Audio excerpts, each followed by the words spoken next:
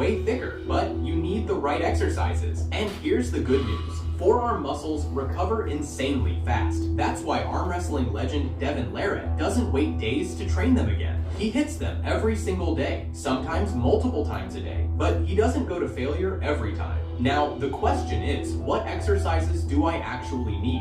When researchers took athletes and hooked up EMG electrodes to their forearms, they tested different exercises to see which ones activated forearm muscles the most. Standard wrist curls? They hit the flexors, sure, but those aren't the muscles that create thickness down near the wrist. Now, when they tested pronation exercises, the movements where you rotate your forearm like you're turning a doorknob or pouring water from a bottle, the pronator teres muscle hits 73% of its maximum activation. That's from a study published in the International Journal of Sports Physical Therapy. And if you wonder, it's a muscle located on the inner side of your forearm, just below your elbow. Devin Larratt calls it your best weapon for a reason. It's what separates elite arm wrestlers from everyone else, and most people never train it directly. That's the problem. So I went through the research and pulled out 3 exercises that will make your skinny wrists look thick. These aren't the generic exercises you see everywhere. Some come from arm wrestling champions, others from rock climbers, one comes from old school bodybuilders. And the best thing about this, it's all backed by science. Now, let's start with the first one,